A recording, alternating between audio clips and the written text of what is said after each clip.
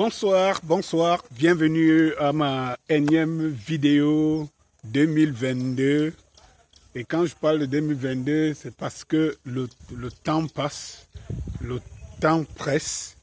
Et j'ai l'impression que mes frères camerounais ne prennent pas toujours conscience de la situation qui prévaut à l'heure actuelle.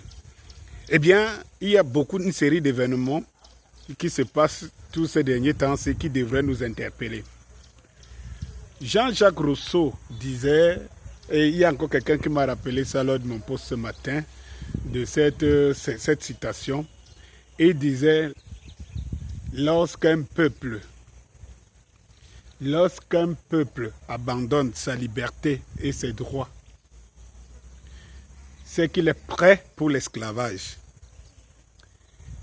Alors le peuple camerounais, parce que chaque fois qu'on parle, quand c'est des événements, des actions spontanées, des événements, c'est toujours des communautés, une communauté qui indexe l'autre et tout ça. Mais à chaque fois qu'on va citer le peuple, ce sera toujours négatif, ou alors négativement. Alors, qu'est-ce que le peuple camerounais pense aujourd'hui? C'est-à-dire, qu'est-ce que la conscience collective? La conscience collective, c'est-à-dire que tout le peuple entier, qu'est-ce qu'il pense de lui, qu'est-ce qui l'associe, qu'est-ce qui fait l'unité, qu'est-ce qui peut faire en sorte qu'on se dise on est Camerounais, on est tous Camerounais aujourd'hui. Ça, c'est une question que chaque Camerounais, à travers cette vidéo, devrait se poser. Chaque Camerounais devrait se poser cette question. Qu'est-ce que je suis par rapport à l'autre? Alors, qu'est-ce qui constitue, nous, un peuple? Pourquoi à un certain moment, nous pouvons nous targuer de dire nous sommes le Camerounais, nous sommes le peuple camerounais? Qu'est-ce qui nous met en communion ensemble? Alors, il y a beaucoup de facteurs qui nous divisent. Je ne vais pas revenir ce matin, ce n'est pas l'objet de ma vidéo. Tout nous dire, entre autres, tout ce qui nous divise. Mais je voudrais rappeler que malgré toutes les divergences, c'est comme quand vous avez un couple dans un foyer. Ils vont vous interpeller, vous allez vous rendre compte qu'on dit soit ils bagarrent tous les jours, ils se chamaillent, ça ne va pas, il y a incompatibilité, et machin, tout. Chaque fois que vous allez être interpellé pour pouvoir jouer l'arbitrage pour ce couple, pour essayer d'arranger, de verser la paix, et j'aime toujours à leur rappeler, s'il arrive de le faire, que vous vous rendez compte que après votre passage, une semaine, 2 semaines après, le même rythme, les mêmes adversités continuent dans ce couple, c'est que ce qu'il vous pose sur la table lorsque vous êtes là, ce n'est pas la vérité. C'est que ce n'est pas la vérité. Il y a toujours un fond quelque part que personne ne veut dire, et personne, par dignité, parce qu'on ne peut pas tout dire dans la vie, par dignité, personne ne veut dire, qui pourrit la situation. Et quand vous venez, vous croyez arranger, vous pensez arranger le problème au niveau ici superficiel, vous vous rendez compte que le problème persiste et perdure. On va vous citer le tribalisme, le communautarisme, l'égocentrisme, tout ce que vous voulez, et la part de gain et tout ça. Tout cela a une culture. Tout cela est issu de quelque part. Si on ne va pas détruire la racine, si on ne va pas jusqu'à détruire la racine qui produit tous ces méfaits, on va beau tourner, on va toujours s'accuser et tout ça là, ça ne donnera rien. Une des racines est la plus grosse et la plus grande, c'est la religion. C'est la religion. La religion a ceci de particulier, c'est que là où elle unit des peuples, qui respectent la religion, qui respectent les coutumes, les us et coutumes liés à la religion, il y a toujours une unanimité dans le peuple. Il y a toujours une convergence du peuple vers une même chose. Il arrive malheureusement, là où cette croyance trouve des gens, en fait, qui la pratiquent plus ou moins, mais qui n'est pas ancrée en eux, c'est très dangereux. À l'occurrence, la religion chrétienne. Je sais que quand je m'attaque à la religion, pire encore, à la religion chrétienne de Jésus-Christ ici. Je connais beaucoup, sans chercher à comprendre, parce que nous avons de plus en plus de moutons, et qui nous tirent, qui sont à l'origine de nos malheurs. Parce que lorsque dans une société, vous avez plein de gens qui influencent les décisions, mais qui ne sont pas cultivés, qui sont un bouc, qui ne veulent pas comprendre, qui ne veulent pas se libérer, qui se plaisent d'être esclaves, alors c'est que votre peuple est en danger. Et c'est ça à quoi le peuple camerounais ressemble. Le peuple camerounais est en danger. Parce qu'il y a beaucoup plus de bouchers, de paltoqués, de personnes qui ne veulent pas un seul instant réfléchir, voir des choses en face. Et alors, ces personnes sont nos premiers adversaires. Lorsqu'on veut aller vers l'illumination, ces personnes sont nos premiers adversaires. Ça veut dire que l'adversaire principal n'a même pas besoin qu'on l'atteigne. Il est carrément assis comme un chef bandit. Il sait que les moutons là vont nous barrer la voie. Chers frères chrétiens, vous êtes plus de 80, je ne sais pas, 75% de chrétiens. Vous êtes ultra dominants, vous qui croyez, vous qui priez, vous qui pensez que le Cameroun est entre les mains de Jésus-Christ, vous qui dites tout et de rien. Mais j'aimerais vous poser la question. Les résultats de toute cette croyance, d'être même le pays qui est entre les mains de Jésus-Christ, qui entend souvent ça ici, même les sbires du pouvoir lancent souvent ce mot. Dites-nous le résultat, ce que ça produit.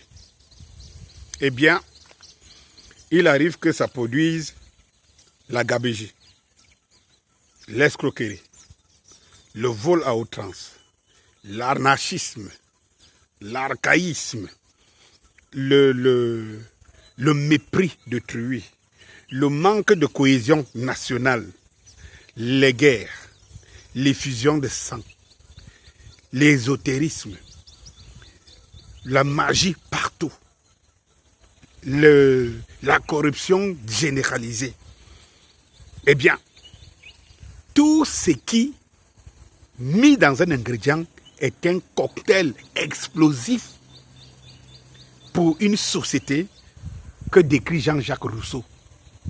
À savoir, si un peuple décide de ne plus revendiquer sa liberté, ses droits, c'est un peuple qui est prêt, qui est soumis à l'esclavage. Il est totalement prêt pour l'esclavage.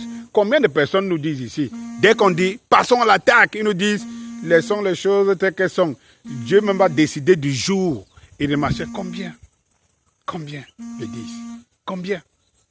Eh bien, mes chers frères, avant qu'on arrive à se sauver, c'est-à-dire qu'avant qu'on ne pense même comment nous sauver et tout, nous devons d'abord prendre conscience d'une chose. Nous devons prendre conscience que la religion sur laquelle on s'appuie et sur laquelle les Occidentaux, ceux qui bénéficient, ceux qui nous pressent comme le citron ou comme l'orange, cette religion-là ne peut pas nous permettre d'être libres. Nous sommes prisonniers. Et chaque jour, il y a des éléments et des événements et des actions qui nous montrent que cette religion et que ce Dieu que nous croyons servir est très loin de celui que vous pensez, de celui que vous croyez qu'il est. Ce Dieu que nous pensons servir est très loin. Dites-moi, les qui construisent les églises et tout cela pour donner dans les communautés, dans les zones rurales des populations, ce sont ces gens du régime qui sucent le sang, qui s'asseyent sur le sang des Camerounais, qui détournent les agents, donc qui servent le diable. C'est eux qui construisent aux populations des églises. Alors, je vais te voir après. Hein? Ouais, même tout à l'heure là. Non. C'est de qui construisent ces églises? Eh bien, c'est ceux qui servent le diable. Mais alors, quand vous allez dans une église, qui est conçue par quelqu'un qui a le sang de vos enfants, le sang de vos frères, le sang du pays sous la main, vous pensez que vous allez prier Dieu? That is the question. La seconde des choses, vous avez une multitude d'événements qui nous montrent que ces hommes de Dieu que vous servez au quotidien et qui vous font croire, qui nous ralentissent pour qu'on s'éveille, pour aller vers le firmament. Vous voyez tout ce qui cause tous les jours. Vous avez connu les Tchalaï Somba ici. Vous avez vu que c'était une entreprise d'enrichissement. Vous avez connu les dieux de Dor Kamdem. Vous avez connu même Emmanuel Tibi Joshua. Après sa mort, on vous a montré le chez lui. Qui ne pilait que d'or. Et tout ça. Là. Vous avez vu. Vous n'avez pas vu qui? Ce pasteur qui tue sa femme, qui le roue et que ce n'était pas accidentel parce que tous les jours, il le faisait ou bien tout le temps. Pendant des années et des années, il n'a passé le temps qu'à maltraiter sa femme. Vous l'avez vu. Au nom de Dieu, au nom de Christ, tout cela devrait être des signes. Même la Bible que vous lisez vous disait, au dernier moment, il y aura des signes avant-coureurs. Il y a les bonbons passés, il y a tout ça. Lorsque vous voyez que vous vous faites entraîner par des gens qu'à un moment donné vous disent qu'ils servent Dieu et que vous voyez que derrière, ils s'enrichissent derrière vous. Ils font tout ce qu'ils vous disent, Bible à la main.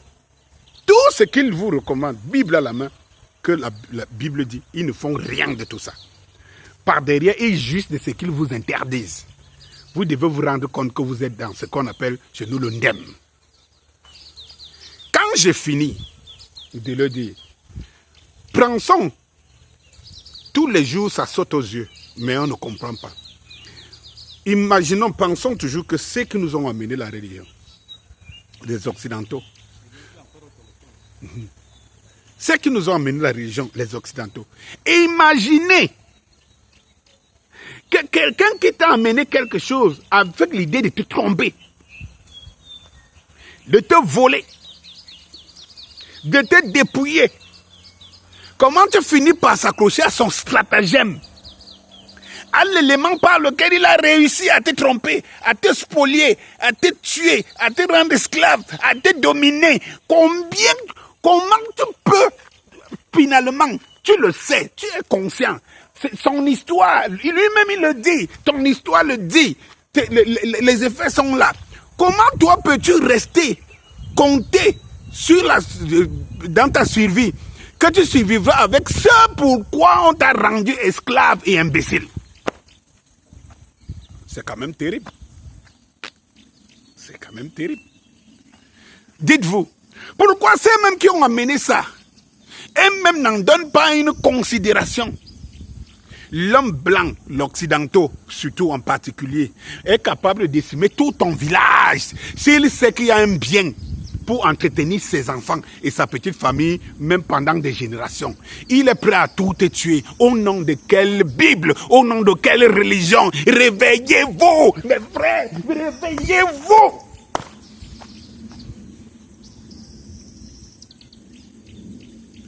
Comment tu vas faire comprendre raison à quelqu'un qu'au bout du compte, quand il est dans l'incapacité, il te dit Dieu? C'est terrible ça. C'est terrible. C'est terrible.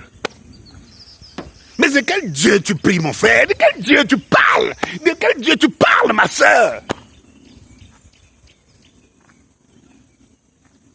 De quel? De quel? Les Chinois, pour s'émanciper, ils croient à Confucius, Bouddha et tout. Ils ne croient pas en Jésus-Christ. S'émancipent. Ils viennent même dominer ceux qui croient en Jésus-Christ. Je veux vous prendre les Indiens, les Arabes. Chacun croit à sa religion. Afrique, réveille-toi. Tous ceux qui vont venir ici là, sur mon poste ici. Comme j'avais dit que moi, je n'enlève personne. Mais tous ceux qui vont venir sur mon poste ici, pour venir sortir leur intelligence, leur gros français, qu'ils ont appris là. Et tout. Je vous dis que tous ceux qui vont venir ici pour venir me parler leur groupe français qu'ils ont appris, retenez quand même que si vous êtes intelligent, mettez cette intelligence pour sauver la... Ne mettez pas seulement votre intelligence, vous dites que vous êtes intelligent, vous êtes sage, vous êtes diplômé, vous êtes machin truc, pour venir sur Facebook, venir recadrer nous autres, avec notre petit français. Donc, je suis en train de vous dire que, hey, les intelligents, comme les autres, ont compris que ce n'est pas la religion qu'on nous a dominés.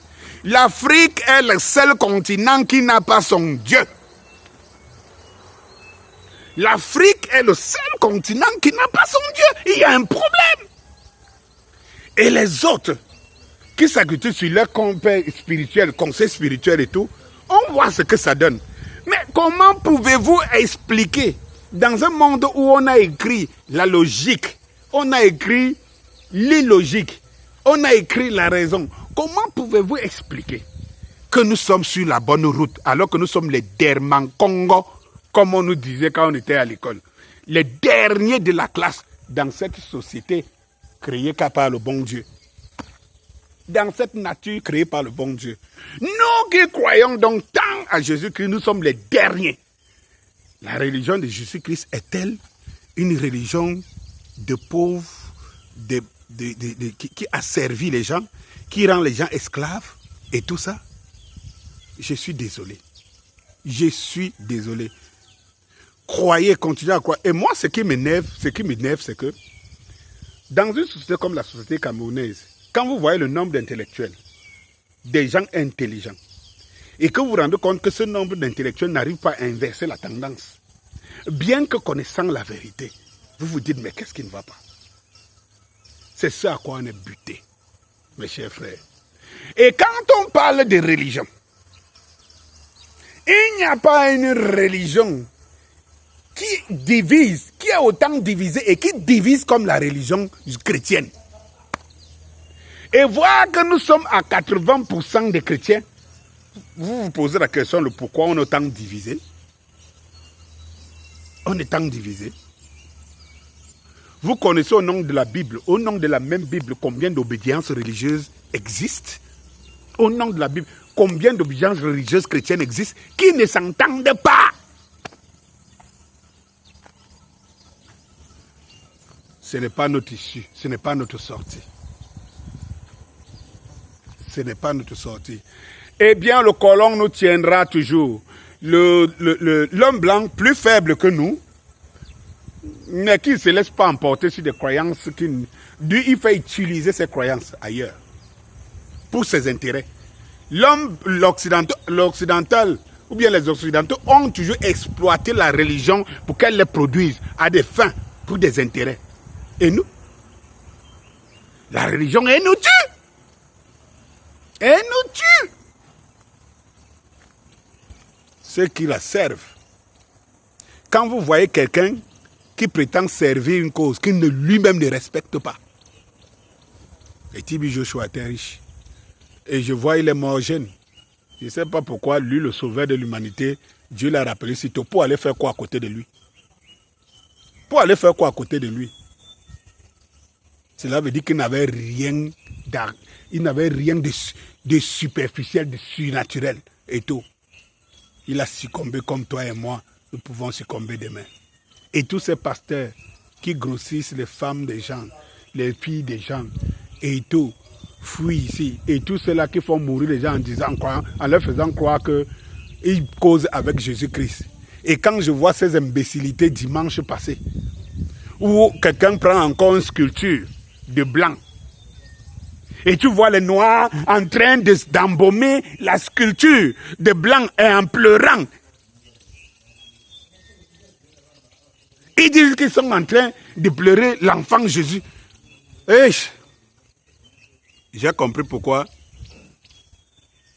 un pasteur pouvait tuer sa femme. Pauvre au Sinachi. Pauvre d'elle. Je suis fatigué. Bonsoir.